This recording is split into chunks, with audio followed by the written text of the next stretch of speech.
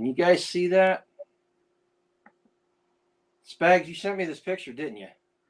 No, I sent you the other one about taxation without representation, but it's the same meme, but with different words.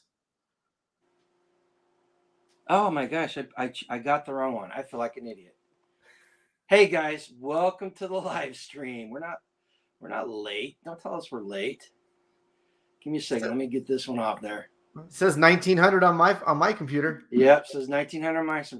Hey, everybody that's in the chat, welcome to this chat. This is kind of an emergency.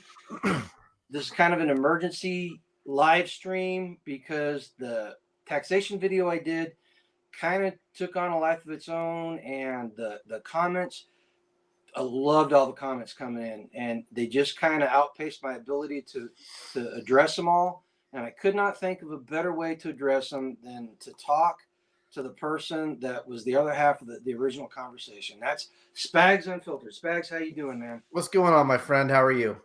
Pretty good, pretty good. So the whole idea behind this live stream is a lot of people missed the point. A lot of people missed the point. There were a lot of comments in there that it was completely obvious that they missed the point of that original video. So that's the overarching thing that we want to accomplish in this video. And then we want to address some of the comments directly that were made, because some of them were thought-provoking, some of them just needed to be talked about, needed to be addressed. And so, Spags, how are you doing, and what's your whole idea about this, about what we're going to do tonight? Are you asking what my opinion on the topic is, or how we're going to approach it? Well, whatever. My opinion on taxation as a topic is that all taxation is theft. And if you want to take it even one step further, all taxation is technically slavery. And as a libertarian anarchist, you see the flag flying. I am 100% against the concept of human ownership of other humans.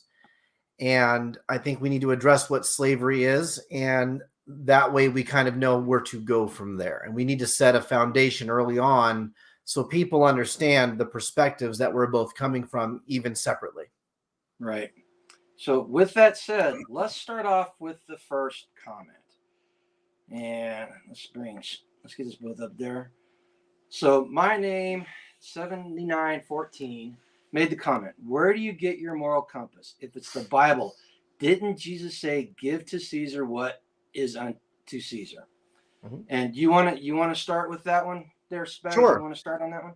Sure. There's a book that I highly recommend that everybody reads, and you have a copy coming to you via a mutual friend of ours from Nowhere Homesteady. Bullet's going to bring it to you when he's done reading it. I'm kind of passing it around. It's called Taxation is Slavery, and the biblical perspective, or the biblical case for libertarian politics. And this particular passage, the particular passage where Jesus says, render unto Caesar the things that are Caesar's, and to God the things that are God's, is addressed in that book. Now, before we get started, I must tell everybody I am not a theologian. This is not me giving religious advice. This is for entertainment purposes only. So continue at your own risk and peril. You have to understand that Jesus was speaking to a Jewish audience. Judaism specifically teaches that there is no such thing as human-held property. Judaism teaches that everything in the universe, whether it's created by God originally or whether it's ored and mined from the ground and fashioned into implements by man, still is owned by God. And so the argument is made in the book, and it's made in other places, and I agree with this argument, that when Jesus is speaking to a Jewish audience and he tells them to render to Caesar the things that are Caesar's and to God the things that are God's, a Jewish man in the first century would instantly understand that to mean Caesar owns nothing, God owns everything. So for Jesus to say, do we pay taxes, Jesus? Well, give to Caesar what's his. Well, what he's literally saying to a Jewish audience is Caesar owns nothing. And then he turns around and says, give to God what is God's, meaning God owns everything, therefore God has the highest say. And so this phrase has unfortunately been bastardized by Western Christianity. And Western Christianity in the post-nuclear age and the Billy Graham revival days forward through, all the faith healers and all the televangelists and all the big, especially during the Reagan years when you had Dr. Jack Van Eppe and Dr. James Kennedy and all these guys who were strong moral majority Republicans. They were fashioning arguments specifically that gave the state legitimacy under God. Whereas if you read these passages very carefully, you have to understand that's not what they're saying at all. What they're saying is that man does not have this power. Man owns nothing. Everything is owned by God. And therefore, when modern Western Christians try to interpret this to justify the existence of state and taxation, they're completely missing the point. And it's because, frankly, Western Christianity from about the 1950s on really became a watered down message that no longer dove into the actual meat and potatoes of what the Bible said. Right. So my study on it, the question itself, like you said, the statists use it to enhance the power of the state. And if you look at the original context of the question came from Jewish authorities, and it was a gotcha question. Right. And the gotcha moment would be if Jesus said no, then they could turn around and go to the Romans and have the Romans arrest him and try him for treason, because they would go to the Romans and say, this guy is saying that Caesar has no power. And the reading that I did of it, the study I did of it, he recognized that the material world was unimportant to the Christian, and Caesar had these coins rendered with his face on it, and so Jesus would say, yeah, those coins belong to Caesar. Give them to him if he asks for them. Give them to him, and your value or your worth comes in the form of the kingdom. And I think what's very interesting about that is you always hear people defend taxes by render unto Caesar, but they never follow up with the second part of that.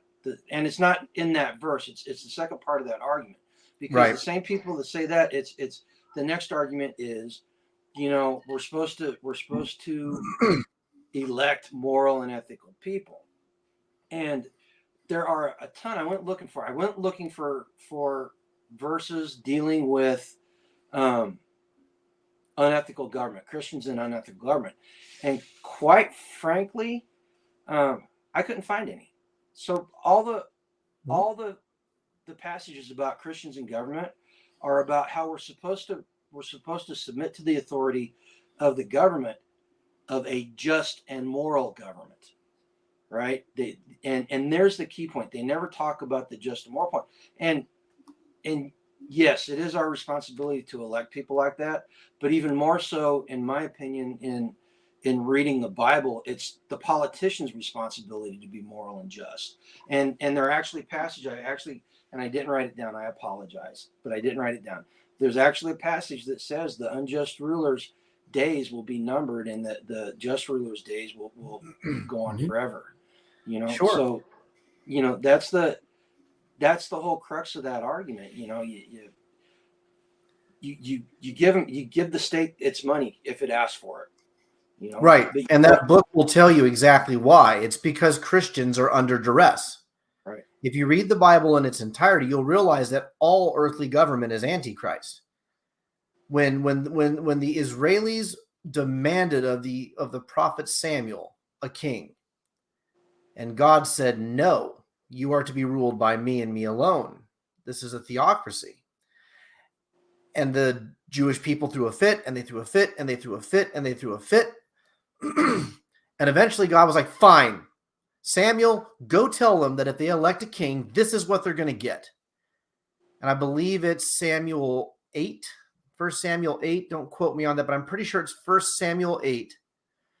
And it goes through this list of things that God tells Samuel will happen if they decide to submit to human government. And it involves taxes. And none of this stuff is spoken of in a positive way. God's not saying, oh, you're gonna have a king. He's gonna take your sons to fight his wars, and that's a good thing. And he's gonna take your daughters to work in his vineyards and in his kitchen, and that's a good thing. And he's gonna take a percentage of all of your crops and a percentage of your livestock and a percentage of this, that, and the other, and it's a good thing. God tells the people of Israel through Samuel, these things will happen, and it's a warning. It's a bad thing. And we fail to read that passage for what it says. And if you accept the fact that God is unchanging and the word of God does not change, regardless of the time period in which it is read, you have to understand that if thou shalt not steal is written there for all of us to see, it doesn't change because a bunch of dudes get together and decide it's okay. And this has to be the foundational point of this discussion. To have a discussion about taxation from our perspective, you have to have it from the perspective that stealing is wrong. And stealing is defined as taking what is not yours. And just because there's a constitution, and just because there are laws, and just because there are edicts or kings or queens or congresses or presidents or prime ministers who say otherwise, doesn't magically make a sin not a sin. Right. And if you work for your money and you work for it and you make it, allowing anyone else to just randomly and arbitrarily take a percentage of which you have no control over in the form of taxation, well, that means taxation is theft. And I don't care how you twist any document, be it the scripture or be it any man-made document, the point is wrong is wrong. And no matter how many of you decide together that it's okay, makes it okay. Okay, so I want to say one last thing on the render under Caesar question. The key point, the key takeaway from this discussion is that even by Jesus saying what he says, he never legitimizes taxation. Correct. He never legitimizes it. And that's when I say people miss the point of the first video, the whole point of that video was the illegitimacy because it's coercion. It's coerced. Right. And we'll get into that. There's a spin-off of that I want to talk about later, but it's not anything I want to do right now. Let's see. Let's pick another comment, shall we? How about okay. Yeah, I know you sent me this one, so I know you like it. So share screen, window. Taxes are a fee most of us pay to avoid a gunfight. It's just protection money to thugs with badges. 100%. You kind of spoke to that a little bit. Mm-hmm. You know? Well, okay. I am Sicilian. I'm Italian. And as most people know, that comes with connotations from the old world, right? In fact, the Spagnolo crime family was talked about on the old cop show Third Watch. The Spagnolo crime family was a real thing. So there is mafia in my background. Now, my grandfather was the first person in my family line who didn't engage in that lifestyle. He went to the Navy during World War II, was a Purple Heart recipient in the Pacific Theater. And from there on out, the Spagnolo line was legitimate. You know, there was no more involvement from my father, my grandfather, and certainly not me in any of that sort of thing. But think about this from a mafia perspective. Let's say this is New York, 1935. You are a bread baker and you're Polish. The mob comes to your store and says, pay us protection money. Now, I'm Polish. I don't know the next thing about you. And I say, why should I pay you protection money?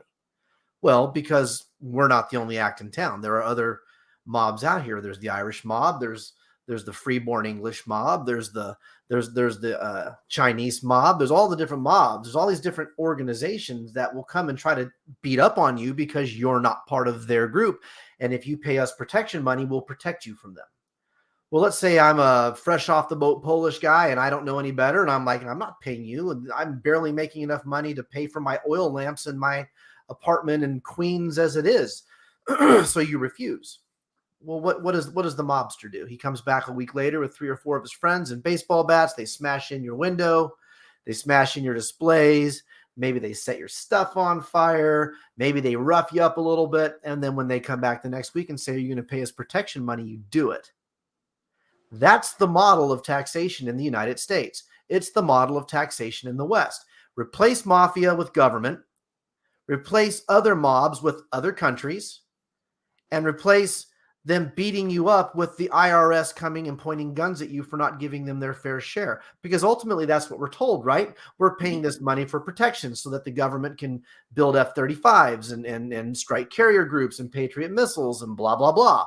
And we have all that and we need all that because what are you going to do without taxation? Are you going to pay for an army yourself? And we are always told that same tired, poisonous line. But all that it is it's mob. It's mafia. It's a mafia model of governance where they threaten you with danger from someone else. And if you fail to participate, they send their goons with badges to come extract it from you. Now, does the government come and bust you up with a baseball bat? No. But what do? They send the IRS to the raw milk farm with 40 people with guns drawn, and they break all your raw milk. That's what they do. Yep. Andy, you got a nice building there. I'd hate to see anything happen to it. Sounds like Andy knows. I agree. I agree with what Spags says here, but it leads to a point where we kind of diverge a little bit, because I gotta fess up. Even though I think taxation at the base level is immoral, I do believe in a base level of taxation. And Spags called me what'd you call me? A minarchist? A minarchist. Yeah, minarchist means minarchist. you believe in the smallest amount of government at the lowest possible level. Right. And so at that level, I do believe in a little bit of taxation, but the problem comes in with, like Spags was saying, is the coercive nature of the taxation. This is why I'm a big proponent of usage taxes, consumption tax, because at that point you're not forced into the agreement. You cannot purchase stuff. If you could live a life of barter, there are people out there doing it right now, and you could not partake in the system, and that's the level of the direction of taxes that I see is okay. And then, quite frankly, the excise, we had several people comment about how the country started with excise taxes and tariffs, and quite frankly, the nationalist in me has no problem taxing the other guys. None whatsoever. It's a dog eat dog world, and I realize that thinking that it's immoral and saying that makes me a complete hypocrite. It is what it is. The church is full of hypocrites, and there's always room for one more. What did God say to the people of Israel about the stranger? Treat them as yourselves. Impart to them the same rules and privileges of the Jewish state as you have. So how can we justify taxing the other guy? Okay, so you just shot holes in my argument, man. Great. Now I got to. That's the whole point of anarchism. Anarchism is about consistency. It's not about lighting trash cans on fire and protesting. That's left-wing communism, and that's not what an anarcho-capitalist or an agorist such as myself is about. We're about consistency. And if it's wrong, it's wrong. And so if it's wrong, we don't allow it to happen to others any more than we would allow it to happen to us. Okay, let's take the excises and tariffs off the table, and let's not talk about that. So the consumption tax argument, that's an alternative. I think that and correct me if you disagree with this. One of the things I saw in the comment section was a huge, this is the way it's been done. This is the way we do it. And there's no talking about alternatives. And we actually had some people comment about that. Let's see. Let's pull this one up and see what. I got to get better at moving quickly on these shares. Jack Delay 2356. Setting aside the obvious issue of governments misusing the money they get from taxation, what is your alternative? Taxes are set in place to fund all the services we expect from our government: police, fire, roads, water, sewer, electrical, and protection from foreign aggression. The government is a non-producing entity, so how do we pay for all these? If the answer If the answer is don't have them, what would it look like for practical application or in practical application? So, so what's your response to that? What's an alternative? What some alternatives look like in your opinion? Okay. We'll address this one point at a time. The defense argument falls flat. I'm sorry, but it does. And here's how you can prove that. I am told by the right wingers and the Republicans and the conservatives and even the libertarians and all the 2A guys that the reason we have our pew-pews is so we can defend ourselves from an unjust government. I'm also told by these exact same people that our government and our military is the best in the world and it can whoop up on Russia's ass and China's ass and North Korea's ass all at the same time. So if I have this gun and you have that gun, we all have these guns, and there's 100 million American gun owners with an average of 3.4 guns apiece, and we hold as a private citizenry 46% of the world's armaments, which is what the United Nations claims, why do I give a shit about paying taxes for an army? If we, as patriots, can defeat our own government, and our own government can defeat all the other governments combined, why do we need them? Why can't we just do it? It's a logical fallacy on the right wing. This is part of what led me to leave the Republican Party because, God, I love my right wing friends because you can at least hold a conversation with them, but they're oatmeal for brains, just like the left wing when it comes to what they believe because there's no consistency. So the defense absolutely falls flat. We are literally watching the Russian bear run down all of our best equipment in Ukraine right now. I'm not scared of our government. I'm certainly not scared of the fact that they have these weapons. And I'm certainly not scared of any other government with weapons that are equal to or lesser than ours. The honest truth is that without militaries and governments, we probably would have far less aggression in the world in the first damn place.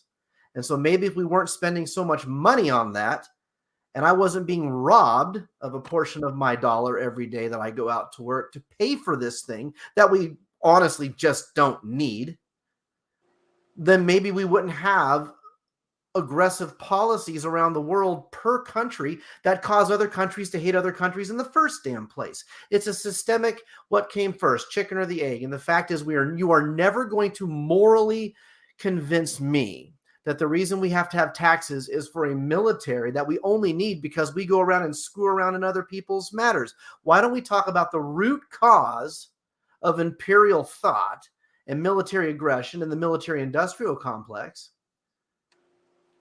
and have that conversation instead? Because we didn't have a massive military industrial complex prior to Vietnam. We had to muster things in World War II. We had to muster things in World War I. And we used to win wars that way. In like 3 years, man. In 3 years, we conquered the two greatest powers in the world other than ourselves. Now, with this massive bloated military industrial complex, we can't beat a bunch of dirt farmers after 22 years. And all we see are Marines dying at the gates as C-130s are rolling off with locals falling off the landing craft. I'm sorry, but that argument falls flat. So the defense thing, that's not even a topic for me. Well, and I'll take it even further. I mean, the government's supposed to protect us against foreign aggression. The government's not doing its job. Just plain and simple. Mm-hmm. I mean, we've got open borders. They're not defending the borders. The country at this point in time is probably more vulnerable than it's ever been because we have foreign agents, known foreign agents. The government has come out and said that they know these people are in our country. There are Hamas training cells in our country. There are Chinese military age men coming across the border in droves, and they're not. So why pay the taxes? Why do we have to pay the taxes if they're not going to do it for something that's not even being given to you? No. Right, and so that's the defense topic, and that can lead to a whole nother conversation about how you defend a patch of ground. And again, we will derail this conversation if we get stuck on that rabbit hole. So maybe we can stick a fork in that one for another time. But the fact is that there's no evidence whatsoever that you have to have a big bloated military in the first place. Well, and you and I were discussing that, and the world's a completely different place than it used to be. and that adds a whole new layer of complexity to the conversation. You know, so okay, so we put the defense defense topic aside. What about, don't you like driving on roads? There were a whole bunch of comments about, don't you like roads? Don't you Oh like yes, schools? Well, the yes. modern infrastructure, the modernity, what pays for the modern?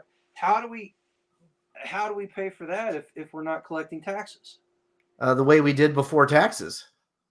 We And haven't how is always that? had an income tax. We haven't always had these massive sales tax. We haven't had sin taxes. We haven't had, most of these taxes are an invention of the 20th century. We had roads before that. We had schools before that. And yes, government was involved in it at certain places and at certain times. But okay, let's address the road thing. Let's say, Grumpy, that you have a business. And your business is that you produce sprockets, pins, pinions, springs, and gears. Okay. And let's say I have a business where I make clocks. Now, I rely on your business for all of those bits to make my clock work. Now, let's say for a period of a year, both of us start our businesses pretty much congruently, and we put our blood, our sweat, our tears, our labor, our time, our capital, we take all the risk, and we create our businesses. Am I really supposed to believe that at the pinnacle and the height of human societal evolution, that if there were no taxes, I would walk out to the end of my little privately poured concrete pad, and you would walk out to the edge of your little privately poured concrete pad, and I would be ready to call you to put in an order for your bits to make my clocks work, and I would be like, there's no big long flat thing. Yeah. I'm supposed to believe that a capitalist nation is completely stymied by a long flat thing. That's the argument that the statists want to use, that a long flat thing is the reason we have to be robbed, that the free market couldn't come up with a solution. If you live in a small town in the United States, I believe it's Domino's Pizza, but it could be Little Caesars. Someone in the comments might be able to correct me. If you live in a little town of like 100 people and you want, let's say for the sake of this argument, it's Domino's.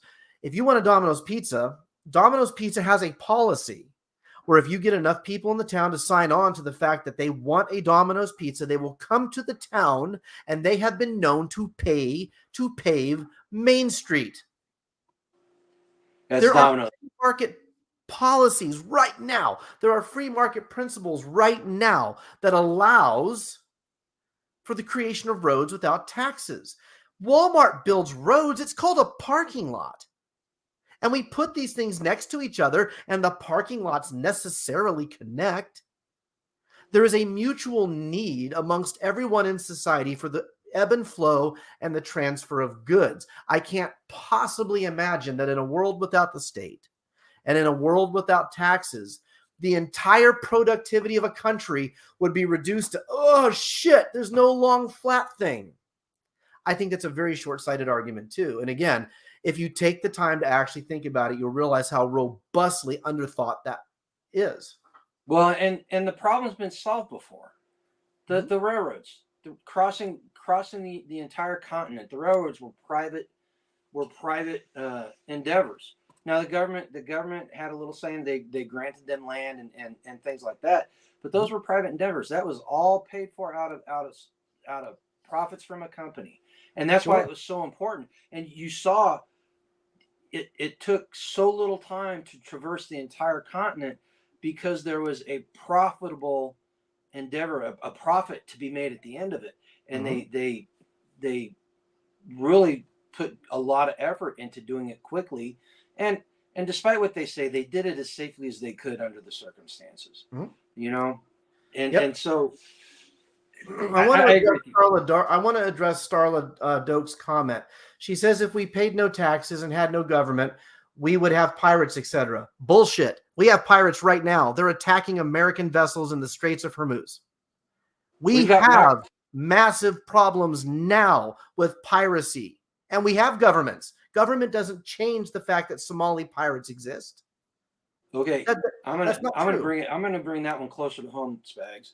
We've got pirates in the United States. Have you ever seen the photos of the train tracks in LA that are Mhm. littered with Yep. boxes where they raid the train cars? Yes. Those are pirates. Do you remember in Chicago during the Obama administration where 2 train cars full of confiscated weapons by the ATF was robbed by local gangs? And all those weapons went out into the streets of Chicago. We have massive problems with these things now, and it's because of government involvement. It's because of the bloated state that can't do anything correctly. It's because of the red tape and the policies and all of the things that retard actual reaction to problems. Now, look, what government will do, I'll give government its due. What government will do is fix the problem nominally in a quicker fashion. Because certainly, if I can rob all my neighbors and get a percentage of what they make, I can spend that money instantly to create a bunch of guys with guns to go out and stop the bad guys. But there's 2 problems with that. One, it's terribly short-sighted because now you've consolidated power and weaponry and finance and the ability to steal money in the hands of a very small group of people. And we know through history that anytime you consolidate power and money and taxes and all of that and weapons into the hands of a group of people, it never ends well because that sort of job attracts the worst possible people. The second problem is that just because you can come up with a positive effect of a sin doesn't make it any less of a sin.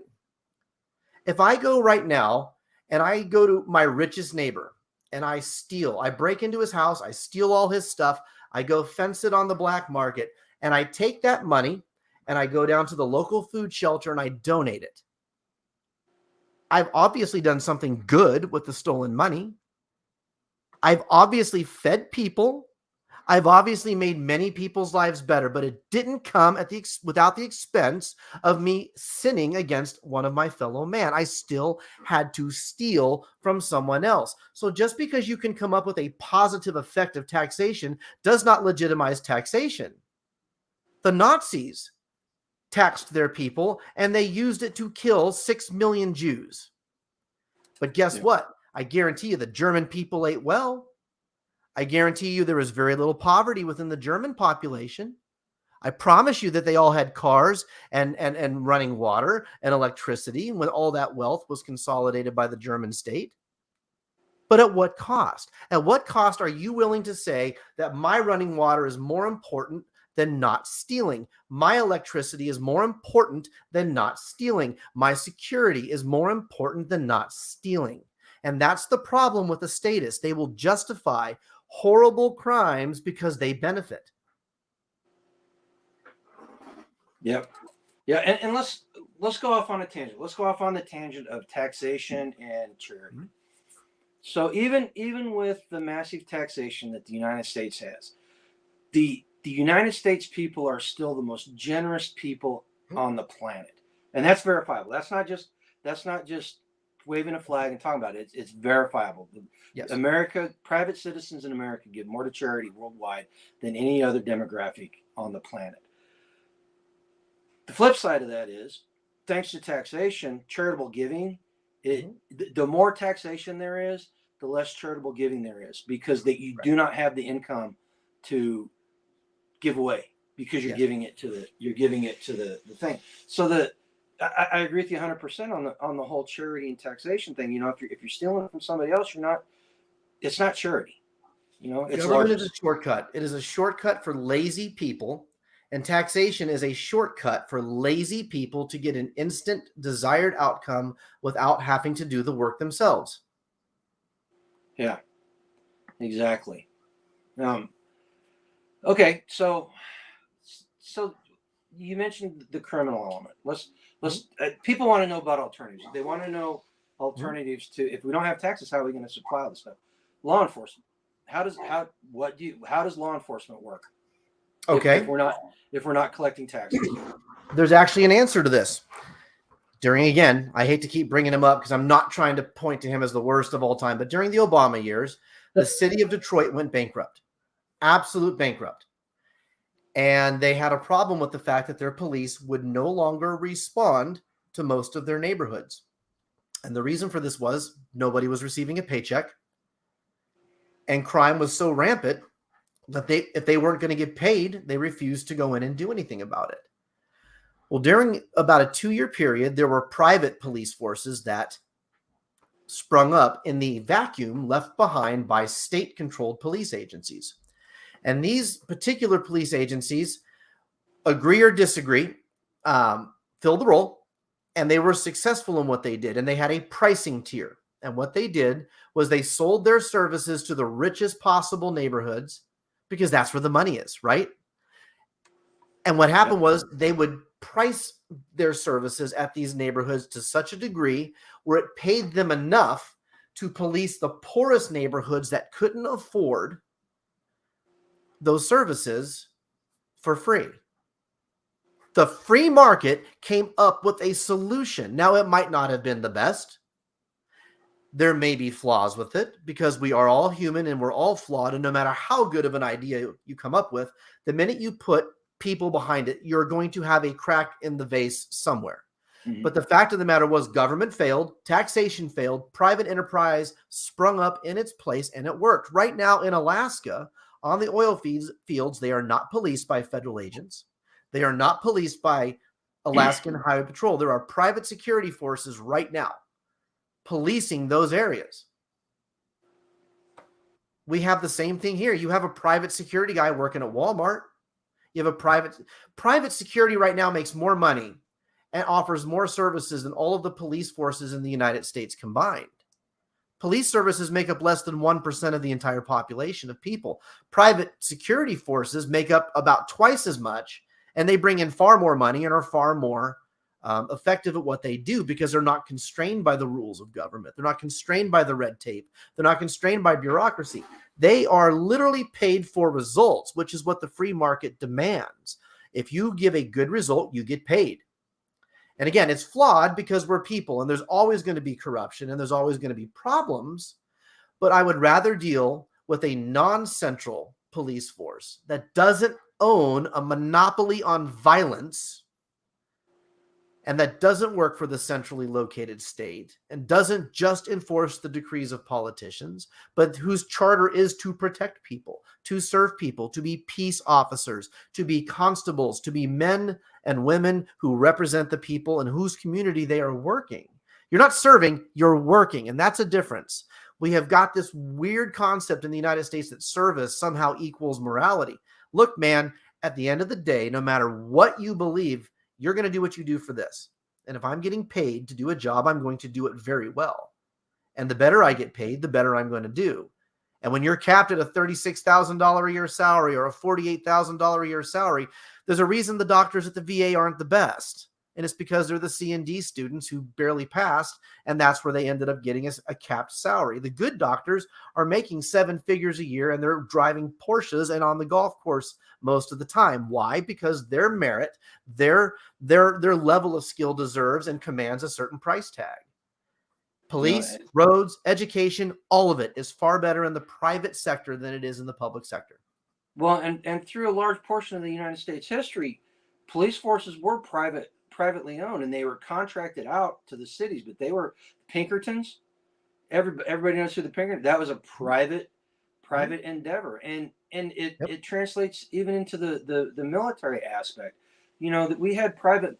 Everybody thinks private military contractors are something new in America. Our country was founded. The United States government issued letters of marque and paid privateers to go fight wars for them. The German dragoons, they had no skin in the game in the American Civil War, but they got paid and they were effective. Who took Bakhmut last year? Was it the Russian army or was it Wagner? It was Wagner. Yep.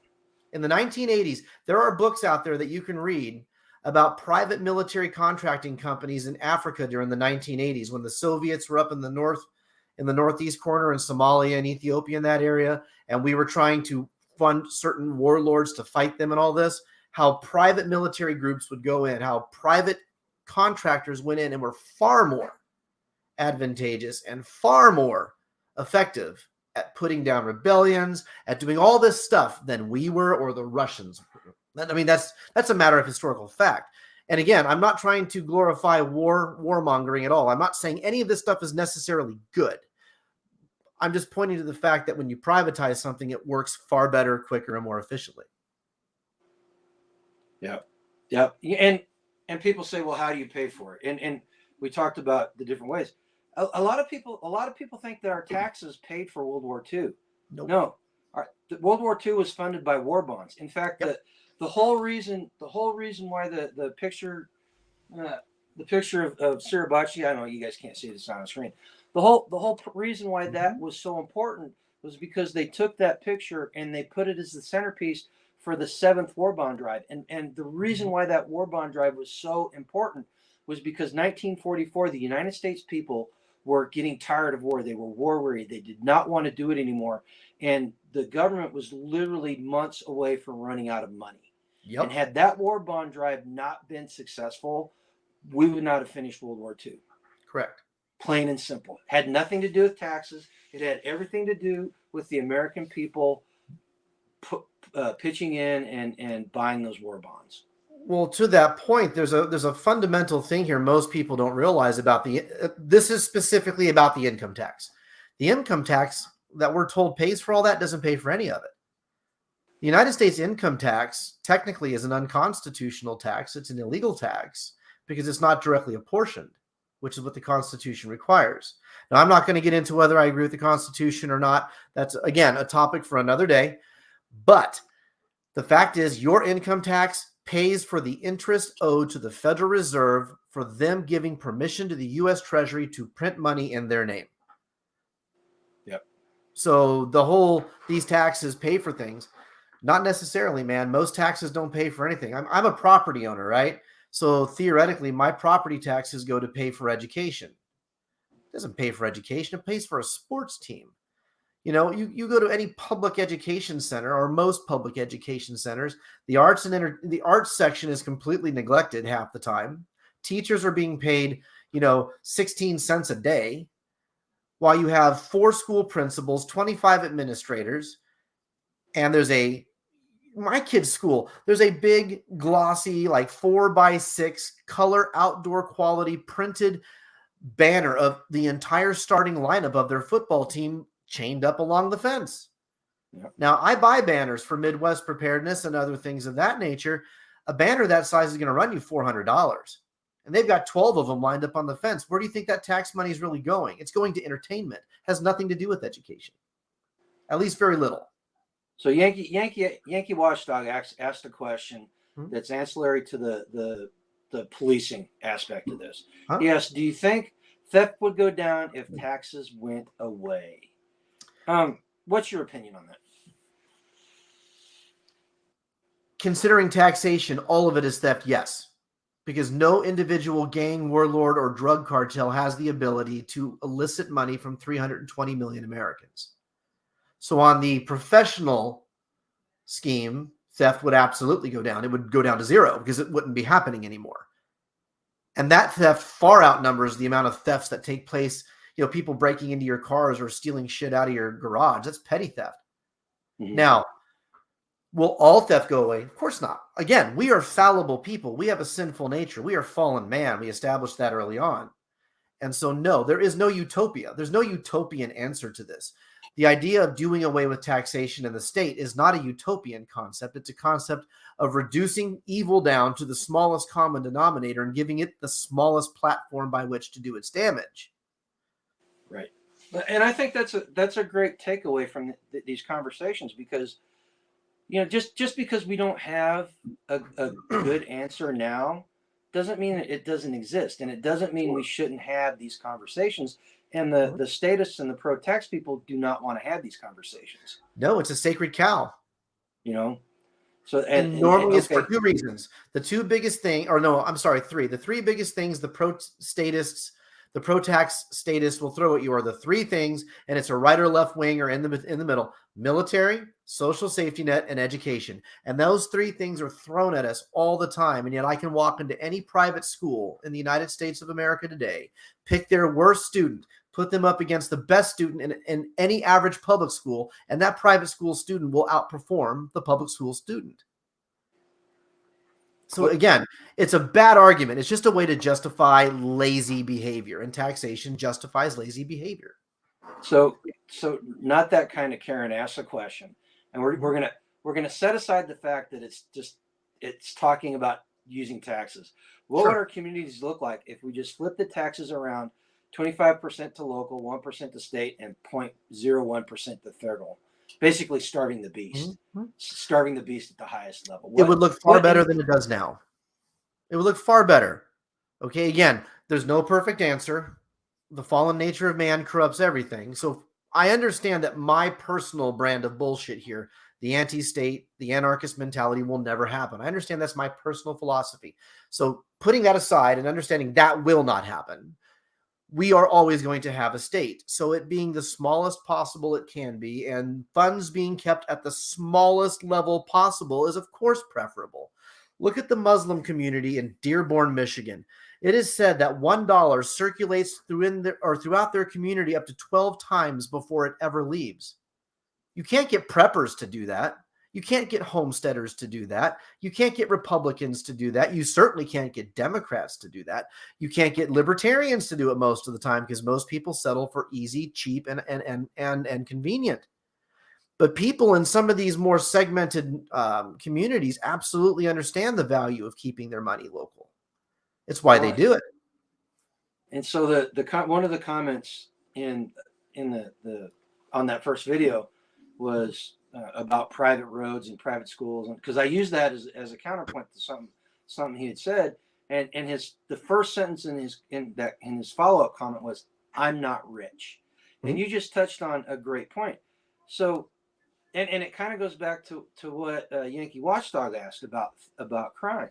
You know, if we're to believe that crime is a socioeconomic issue in the United States, not a moral issue, Mhm. then yes, crime would go down, because if you gave back off the top of every dollar, you gave back 40 cents to everybody just to begin with, and then another 35 to 45% in additional taxes as that dollar moves around through the economy. If Mhm. you gave that back to the people, you would have the money to pay for a private road. You would have the money to send your kid to a private school. You would Sure. have people that are those you're always going to have that 10% that's the hardcore criminal that does most Mhm. of the crime. But all those people that are not hardcore criminals, they're going to be less apt to do criminal stuff because they're Mhm. not going to be thrust into these desperate situations they find Sure. themselves in. Sure. And So, I think you made a good point by comparing the moral and the socioeconomic aspects of crime. The thing is, they don't have to conflict. They can be simultaneously true. Socioeconomic issues arrive because we are a fallen species, because man is tainted, because we are flawed. Of course, there are socioeconomic issues that lead to crime. It doesn't make it less moral. But I believe it's in the book of Psalms, or maybe it's no, I'm sorry, it's Proverbs, where we are told a man does not blame a man for stealing if it's to feed his family. There's even this thought process in the Old Testament. And it wasn't to excuse it, it still called it stealing, mhm, but it certainly I think it's trying to make a differentiation between crimes of necessity and crimes of opportunity, which are two totally different things. yeah, Okay. Now, to address the person who says, I'm not rich, well, get better at life, dude. I'm sorry. I have very little sympathy for the poor. I've been poor. Poverty just means you suck at spending money.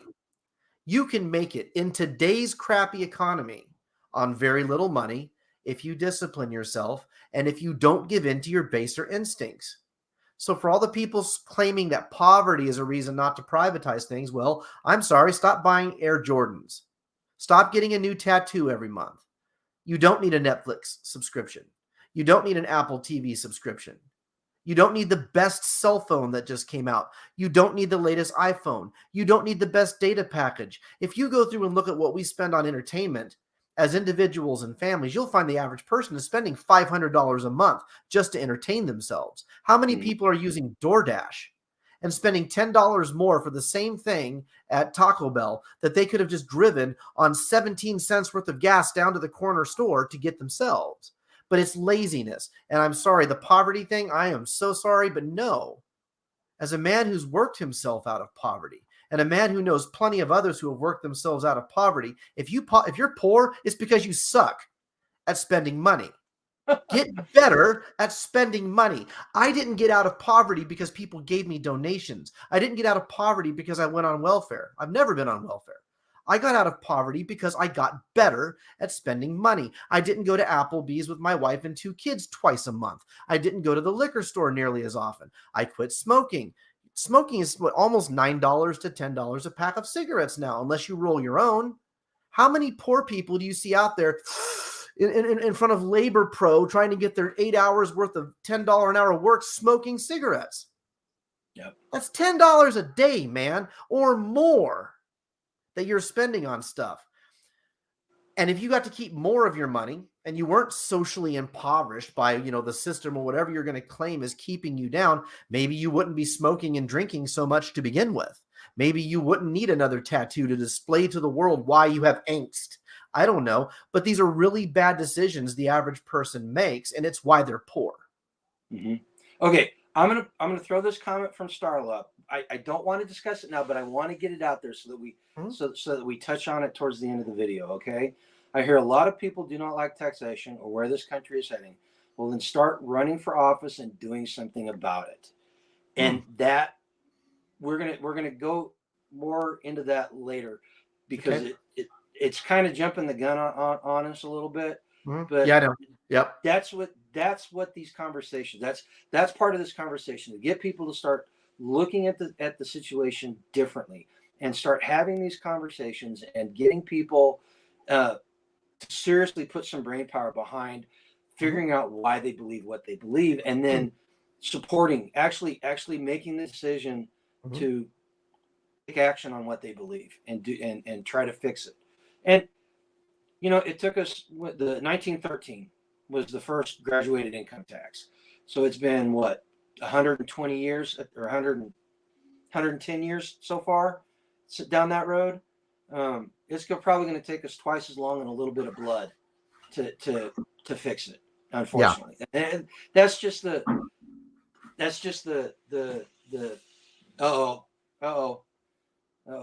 who you doing that to? To you? What, me?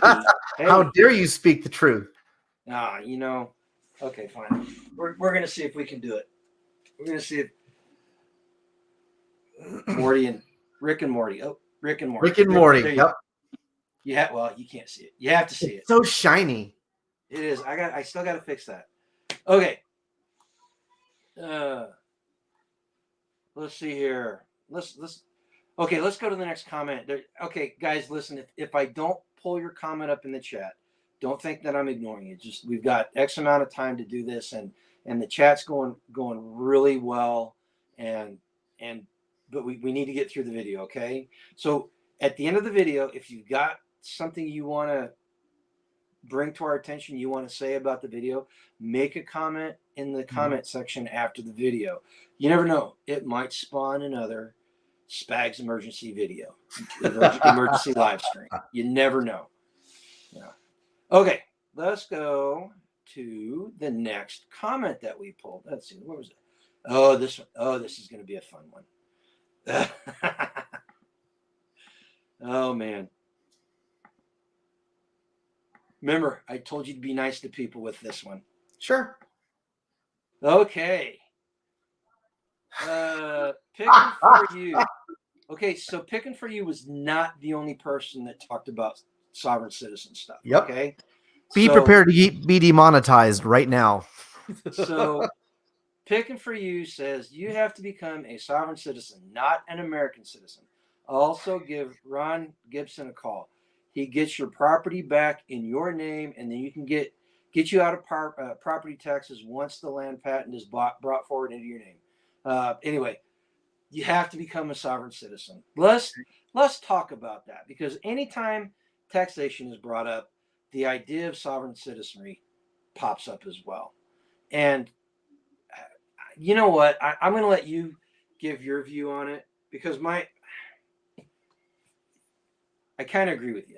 No, not kind of. I do agree. But tell people about your view on sovereign citizenship, because you were actually one once, right? I joined the movement for a while. Now, we have to differentiate and separate terms. I consider myself to be sovereign. I am not affiliated with the political movement called the Sovereign Citizen Movement. Okay, there was two movements that came out in the early 2000s, actually started in the 90s, but really came into fruition in the 2000s: the Sovereign Citizen Movement and the Freemen on the Land Movement. And I used to have a Freeman name, and I used to fly the Sovereign Citizen flag until what they did came out more publicly, and I had to distance myself from both of those movements. My problem with the Sovereign Citizen Movement, let's take away their violent past or their proclivity to violent past. Okay, we don't need to get into that too much. My problem with both of these movements is that, again, they appeal to man. They appeal to the nature of man and human government to justify separatist movements that then try to use the same definitions as the state itself to clarify their position in a way to defend against the state. They like to quote Black's Law Journal ad nauseum, even though Black's Law Journal is only a very small part of what is foundational to the United States. They like to claim obscure laws that were obviously written for a different time, and they do it in an attempt to bait the field, to purposely create conflict and violence in some cases. Now, the violence was rare. Okay, the sovereign citizen movement for the most part was benign, but they had some people that went to some very extreme measures, including creating circumstances that would bait law enforcement coming to them specifically for the purpose of committing murder. And I'm sorry, as an anarchist, I believe in the non-aggression principle. I do not believe in aggression. I believe the only time aggression, it's like playing spades. When you play spades, you can't play spades until spades have been broken. Aggression and violence are the same way. As an anarchist, I don't believe in being violent until violence has been broken. The minute someone is aggressed against me, I now have the right to self-defense. It's a very simple concept, and it shouldn't be hard for anybody. But the sovereign citizens and the freemen on the land were specifically creating things that led to them having the right in their mind to get violent against members of the government. Now, again, I'm not trying to get into the revolutionary ideology because honestly, I don't think that really matters at this point. And I'm not going to sit here on someone else's live and openly discuss that sort of thing anyway. But the fact of the matter is, when you try to take man's law and use it to define yourself as sovereign, you've missed the point completely and altogether. If you're sovereign, then just be sovereign. Okay, I am an anarchist. I live my life how I choose. If my actions happen to align with a current law, it's purely coincidental. I don't do those things because the law says to do it. The rest of society should just be damn happy that I believe in that personally and that I live my life that way personally. If a law I don't agree with, I don't follow it. Plain and simple. And what I do on my property is no one's business but my own.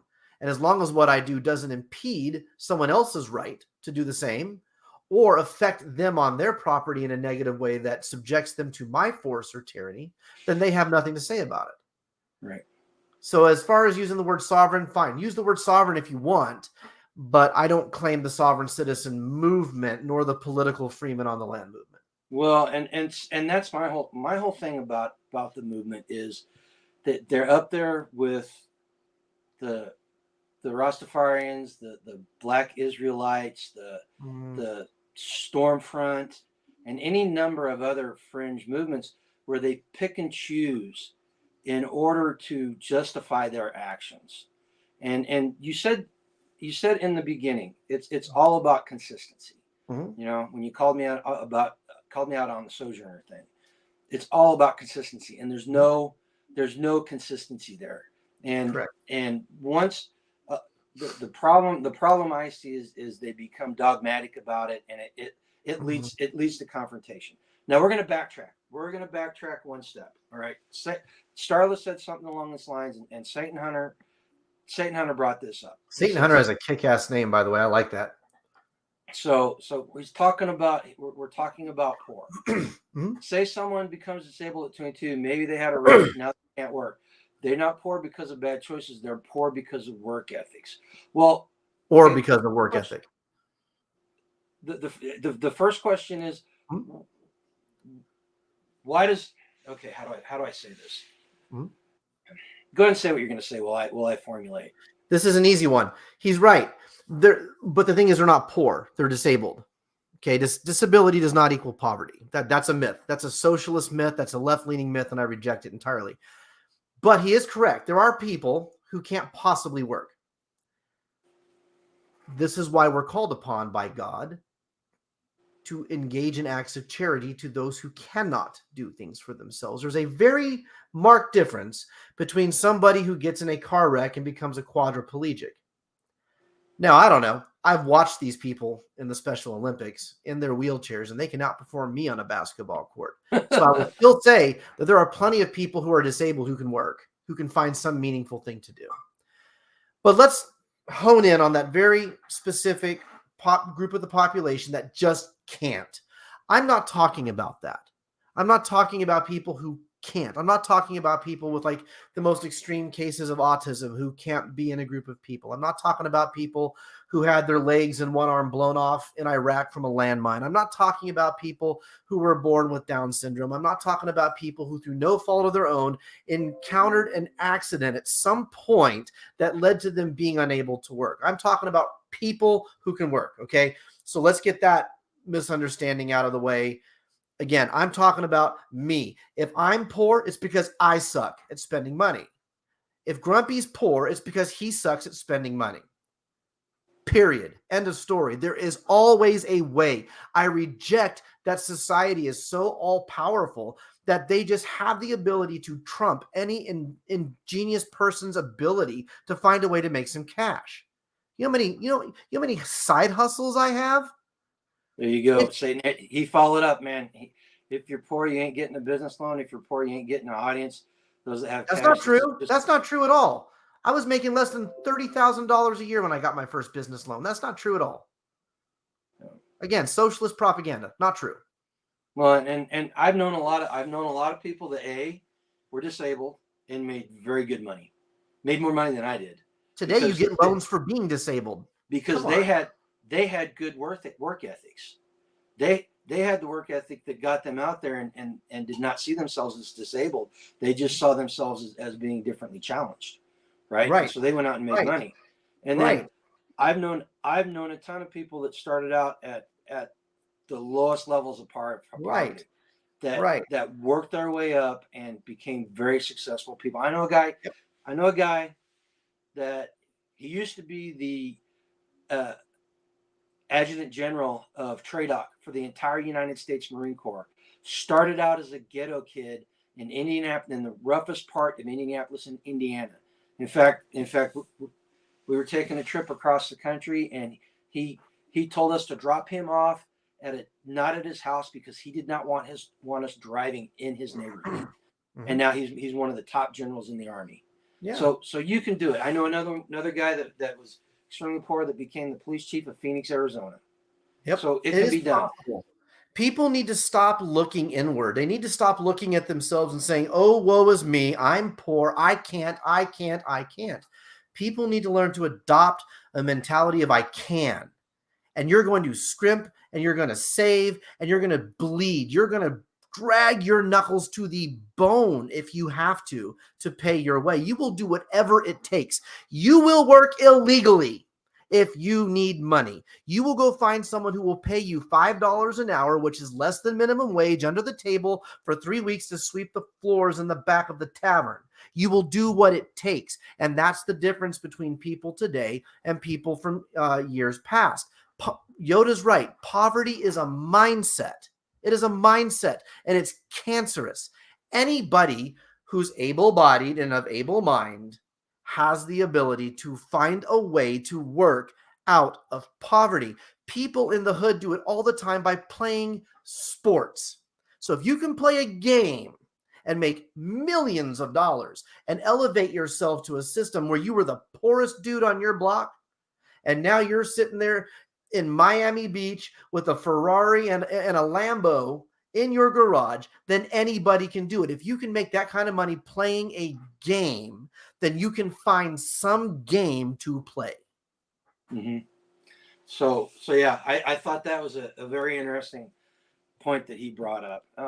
So let's put the sovereign citizen thing to bed. I mean, the Yep. the fact that they pop up constantly whenever you talk about taxation kind of sidelines the argument, in my opinion. You know, oh look, we got Look, a new Trace, people. can I So address one comment?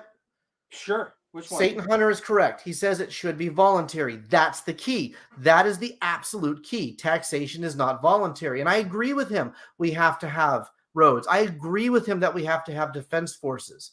But you don't, the only possible way to get to that conclusion can't possibly be, with all the knowledge we've accumulated as human beings, government and taxes.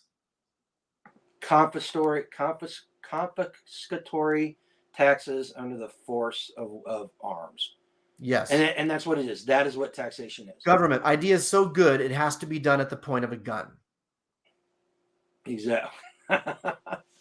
I haven't heard that one in a while. Find one law on the books that if you take it down to its finest possible friction point, that you will not be shot by a police officer over. Yep, absolutely. Absolutely. Okay. So we've discussed that. Let's see here. Did we do that one already? What's that one? Okay, here's one. Let me close that. What's up, Miss Ghetto? Yes, hello, Miss Ghetto. How are you? Miss Yoda was Ghetto. hoping you'd pop on. Let's see here. Present, share screen, window. We may have already addressed this one. But let's see. I do want to say I'm not being judgy of people, but I want them to understand that masculinity and men and femininity and women in the modern age, we will never crawl out of the holes that we have created for ourselves or that have been created for ourselves or created for us if we don't get rid of the defeatist mentality that the power does not lie with us through God. If we can get past that, all things are possible. Either you have the faith or you don't. Right, exactly. So this one kind of touches on what the alternatives look like, but I think he said, as an aside, it was Jack Delaria 2356. As an aside, we did not go to war with England over the 2% tax. We went to war over no representation of our interest in the governing body that levied the tax. And I think that's a very good statement. Yes, the people who remember, this is the freedom movement, and the freedom movement is full of people who like sayings. So we have to understand that when people make a meme or do a one answer, that it's a grossly oversimplified version. So when people say we went to war over a 2% tax on tea, I don't think anyone actually believes that's why we went to war. I think what they're doing is saying we have a 30% tax rate now or a 27% tax rate now. Why are we tolerating this when 2% is all it took for us to not feel represented? So yeah, okay, technically they're correct. We didn't go to war in the revolution over a 2% tax, but it still illustrates the point. And people need to understand that there's a nuance when it comes to memes and one-liners and all that, and not get so wrapped up in being a well-actually person, because if you're a well-actually person, you're actually doing the community a disservice. You know, well, and I think the important part of what he said was the basic issue was that the people that were levying the taxes didn't have our best interest in mind, and that's the reason. That's one of the reasons why the whole taxation is theft. And the title or the thumbnail with the guy with his coat, buddy, you want to buy some taxation, and the Right. title, taxation is a gateway drug to tyranny, because that's where it's ultimately going to lead.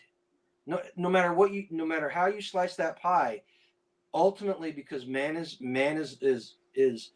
a sinful nature and such, eventually it's going to lead to tyranny. And so the best alternative is to come up with a system that minimizes the ability for people to do that.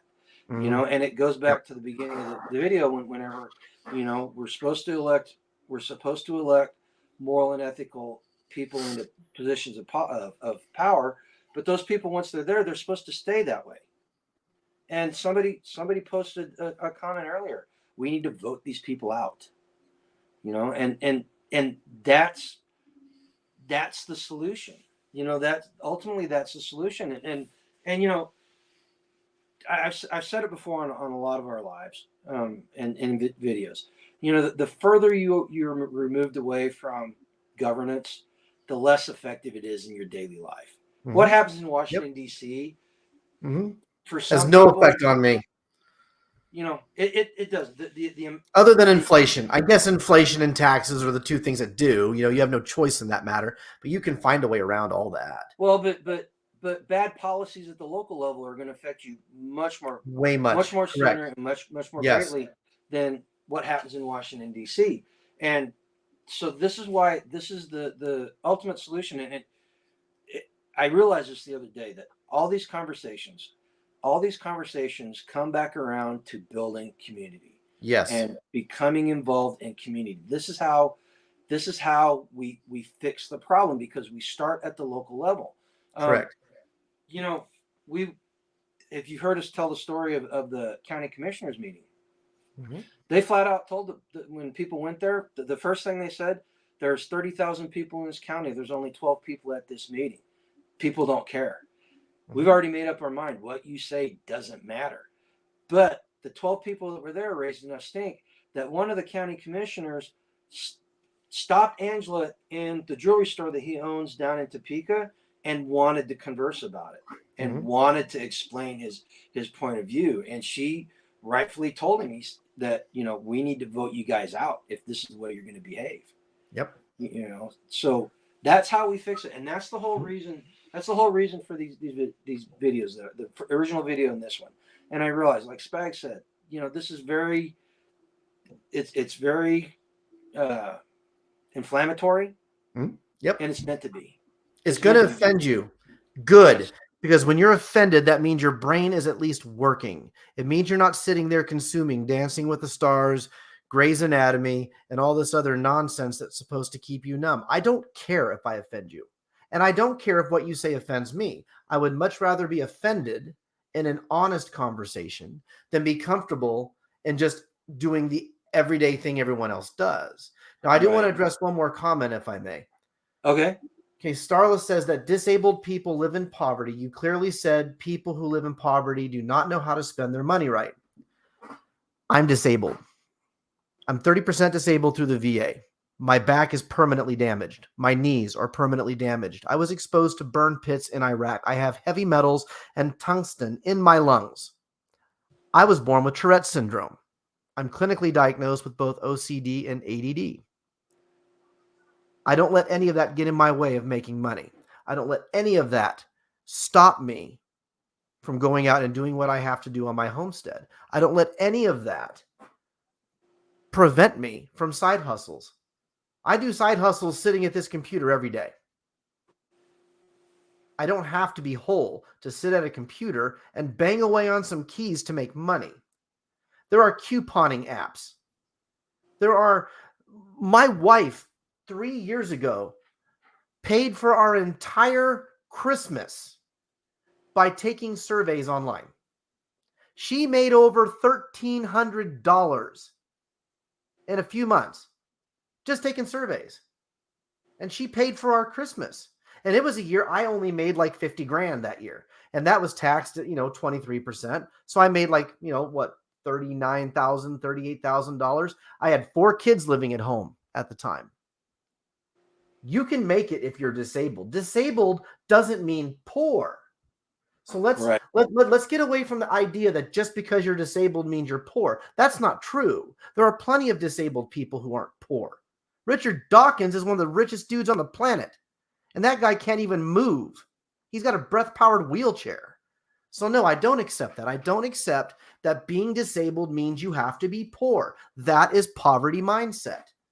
Now, Well, yes, again, there are certain disabilities that preclude you from doing anything. I'm not talking about them. I'm talking about people like me who are disabled. By every definition, I can get a handicap tag. Guess what? I don't have one. I refuse to be labeled by my government with a 6-sided star that says I need to get closer parking. I refuse to do it. well, and I'm gonna say, the whole idea of the poverty mindset is generated by the government. It's generated by government policies. It's generated by policies that create this taxation, and it creates a system. The taxation system in America creates a system of largesse, and that's why these policies come about and these programs start, because they are using taxpayer money to buy votes. We do not have, the government does not have a true charity aspect to it. Correct. It is 100% largest. It is a take and redistribute model. And the government has done a great job of not trying. They've replaced the man leading the household. They've replaced the church as the moral authority of the community, and they've replaced it with charity with the government, with largesse. So, and that's why we go back to it's so important. It's so important. You have to start local. This is why we have to get involved. And Tambra said something that I hear a lot from people. I don't want to deal with the political stuff. Well, I agree with her. I don't. I hate to break it to you, though. Both sides got a say in it, and you're going to deal with it one way or another. So you either get involved and you start taking it head on, and you start trying to change it to your benefit, or you just sit back and accept it the way it's always been. And you find workarounds, man. You find workarounds. Yeah. I don't have to deal in the system of the beast to be free. Right. Yeah. I don't deal with the political stuff. About as political as I allow myself to get is voting for school board. And the only reason I care about that is because I don't want my kids to have pornographic material in the library. And I don't want woke stuff being pushed down their throat. And I don't want safe spaces. And I'm in a vast minority with that. So even getting involved there doesn't matter. But it's the one place where you might be able to tip the scale just enough to protect your own children. And until I get to a point where I can homeschool my kids, which just isn't the case right now, right? Then, it's one or the other. But even there, the only private school where I'm at is a Catholic school. And while I have no problem with the Catholic school, I don't want to exchange one form of indoctrination with my children for another. And it's not because I have a problem with Catholics in general. I just have a problem with institutionalized Catholicism, which is just its own government in its own right. So I've got to pick the lesser of evils in that point because I have no other choice. And that's the one thing you do have to rely on is there are certain things you have to participate in at a minimal level, unfortunately, or else you're going to go to jail. And then you do your kids and your wife or your husband no good because you stuck to your principles so hard that all you did was take yourself out of the fight. I am much more effective staying in the fight by doing the bare minimum I have to do just to keep them away from my property. Because the second they come onto the property, we're at a whole nother level of things, and that generally won't end well for people like us. Right. So like we said, community, get those alternative economies going. Bartering was mentioned several times in the comment section, as well as in the chat tonight. Learn how to starve the beast, and that's what. Whenever you hear Tag over at Lifetime Free talking about starving the beast, you're separating yourself from the system so the beast cannot take your money. You minimize the amount of taxation. In fact, I'm going to say this: the freest people that I know live underneath the poverty line. And they live extremely well. They travel to all kinds of different festivals every year, and they live a very, very comfortable lifestyle. Yep. Well, comfortable within the realms of homesteading. Government usually is a pirate. That's so true. Yep. Okay, Spags. We have. I think we've kind of gone through the whole thing. We've got one more comment. Okay. And I love the render under Caesar comment. That was a good one, but this one is probably my favorite. And the first thing we're going to do, we're going to look at the username. So the username is Obama Zedong.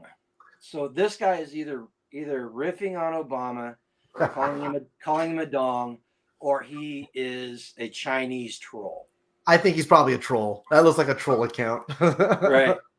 The question is, do you want to live in a country where nobody pays taxes? Go ahead, say it. I know you do. Say it. Yes. And I'll follow up with, Don't you? Seriously. There's no reason life can't come to a subscription model. There is absolutely no reason why, if I can't pick between Disney Plus, Apple TV, and Netflix, that I can't pick between which security force I want to drive by my house once every week to make sure I'm not getting robbed or to monitor my Ring doorbell. Give me a break. Of course, I want to live in a world where no one is taxed. I want to live in a world free from force and coercion and non-voluntary human interaction, which is all that an anarcho-capitalist or an agorist like I believe is. All human interaction should be voluntary. Anything that is beyond voluntary is slavery, and slavery is morally wrong. Right. And you bring up a good point. We can kind of finish on this. Every single person in the chat and every single person in the comment section that were pro-tax and said there is no alternative, you're doing it on YouTube. You're living the alternative on a daily basis. Mm-hmm. You don't get the free YouTube because Google's generous. Right. You get it because they've got a subscription service that pays. People pay for a better tier of service, which allows you to get the free version. Right. Everything has an open source. There's open source Adobe. There's open source Microsoft Word. Everything has an open source thing because companies pay for the big stuff or individuals pay for the big stuff. It's pretty simple. It works everywhere else. Are we really going to pretend that the only places that the free market can't work is military and cops and education? Give me a break. Of course it can. Well, and then Efree, I hope I pronounced that right. Efree, what if I pay more for my security force? Or what if I pay more for my private road? What if I pay more for my private sewer? What's the benefit of paying more?